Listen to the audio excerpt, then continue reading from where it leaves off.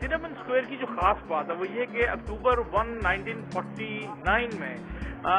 माओ जेतुंग ने Ming dynasty से जो है वो एक मासिव अवाम के पार से जो है वो मिंग डायनेस्टी का जो है वो खात्मा हुआ। और यहाँ पर इसलिए तिएनअनमेन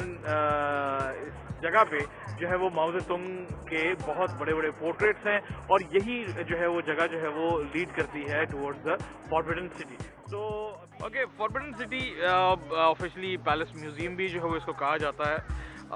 24 एम्परर्स के लिए जो है वो ये जो है वो पैलेस जो है वो रहा 500 साल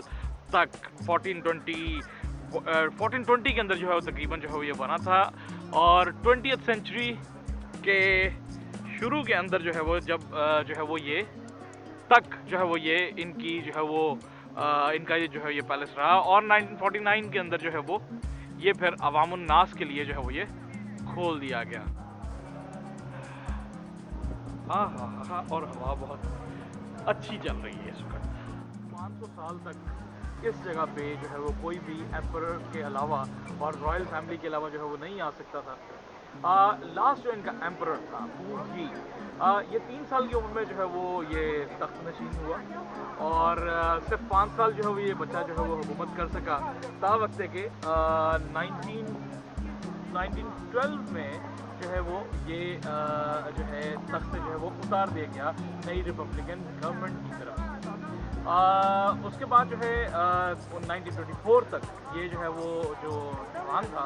ये जो है वो इसी पैलेस के अंदर जो है वो रहा एज एक्स एम्परर के तौर पे। और उसके बाद कम्युनिस्ट ने जो है वो उनको जो है वो गिरफ्तार कर लिया। गिरफ्तार करने के बाद जो है वो 1950s के अंदर माओ जेतुंग ने इनको एमनेस्टी जो है वो ग्रांट की इस एक्स एम्परर को, जिसको सिर्फ 5 साल जो है वो गवर्नमेंट जो है वो किंगडम जो है वो नसीब हुई, वो भी अपने बचपने के कुछ साल के। और unfortunately in 1967 he died after working as a gardener for 7 years. एक शहजादा पैदा हुआ और मरा एज गार्डनर। काफ़ी ट्रैजिक किस्म की स्टोरी है, भी देखनी पड़ेगी उसकी वजह से, लेकिन it was really a fall of. ये था वो तख्त जिस पे बादशाह जो है वो बैठा होता था और फिर इसी तख्त से जो है वो पू ये जो है यहाँ से एक कैदी और उसके बाद जो है वो फिर माली के तौर पे जो है वो जिंदगी इसकी। 1652 की बात करते हैं। 1652 के अंदर चिंग एम्परर जो था कांगजी, उसने क्या किया कि उसने जो है वो मुख्तलिफ यूरोपियन साइंटिस्ट उसने बुलवाए चाइना में और उनको कहा जनाब कि जी मुझे चाइना के अंदर जो है वो साइंस के अंदर जो है मुझे तरक्की चाहिए और साथ में ये कि वेस्टर्न साइंटिफिक मेथड के ऊपर जो है वो मुझे जो है वो मुख्तलिफ इंस्ट्रूमेंट्स चाहिए। तो यहाँ पर उन्होंने एक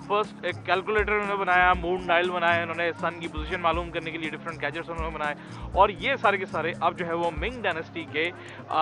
जो रॉयल जो इंस्ट्रूमेंट्स हैं उनमें जो है वो इनका शुमार होता है। और अब हम यहाँ पर जो है वो आए हैं, यहाँ पर 2 लाइन्स भी हैं और ये जो लाइन है ये एक सिंबल ऑफ प्राइड और सिंबल ऑफ डिग्निटी को जो है वो जाहिर करता है, जिनमें एक मैं पढ़ रहा था कि इनमें एक जो है जो शेर है वो मेल है और एक शेर जो है वो ये है ना, ये एक शेर जो है वो उसके पंजे के नीचे जो है वो एक छोटा बच्चा कब लाइन है जो कि फीमेल को जो है वो डिपिक्ट करता है और ये जो है वो हेवनली गार्ड्स के तौर पे जो है वो इसको जो है वो सिंबॉलिकली इसको यहाँ पर रखा गया। इस वक्त हम हैं गेट ऑफ हेवनली प्योरिटी। ये वो वाहिद जगह है जो कि तारीख में अब तक एक दफ़ा भी ये वो वाला अपना पैलेस का पोर्शन है जो कि नहीं जलाया गया। तो इस वजह से जो है वो ये पैलेस का सबसे पुरानी तरीन जो है वो ये जो है वो इमारत है, जगह है। दूसरी जो है इम्पॉर्टेंट जो चीज़ ये है कि ये एक बाउंड्री है between the inner court and the outer court. Outer court के अंदर जो है वो बादशाह अपने मुसाहिबीन और बाकी सारे जो है वो जो उसके जो फॉरेनर्स होते थे उनके साथ जो है वो मुज़ाकरात और बाकी सारी चीज़ें जो है वो अपने डेली एक्टिविटी से करता था, और इनर कोर्ट में वो अपनी बीवियों और जो है अपनी कनीज़ों के साथ जो है वो रहता था। तो अंदर चलते हैं, देखते हैं कि ये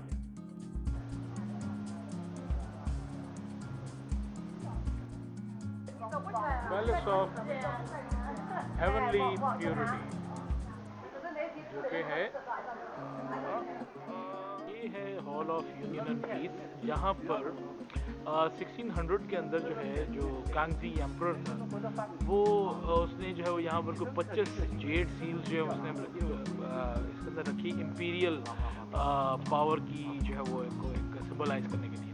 प्लस यहाँ पर जो है एक और जो अमूमन जो है वो हर साल जो है वो एम्प्रेस की सालगिरह लूनर ईयर विंटर सोलिस्टिस जो है वो यहाँ पर जो है वो मनाई जाती थी। और ये भी एक जगह बहुत, ये बिल्डिंग ये जो पोर्शन है पैलेस का ये इन्होंने शीशे से जो है उन्होंने बंद किया हुआ है, क्योंकि ये बहुत ही ख़ास लोगों के लिए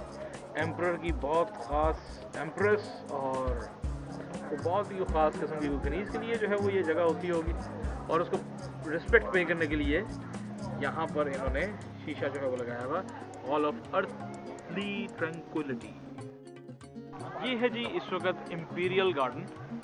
और एम्परर क्यान लोंग एक इनका एम्परर गुजरा जो कि ये कहता था और जिसका ये नज़रिया था कि जब कोई बादशाह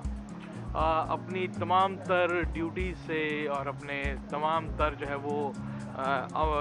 शाही अमूर से जो है वो फारिग हो जाए तो उसके बाद उसके पास एक ऐसा गार्डन होना चाहिए जहाँ पर वो आए,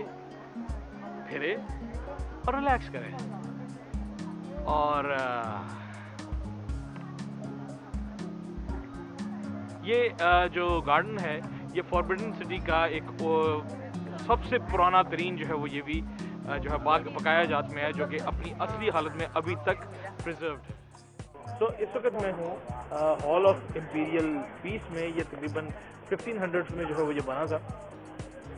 और न्यू ईयर की जो मजहबी रसूमात इनकी होती हैं उसके अंदर जो है वो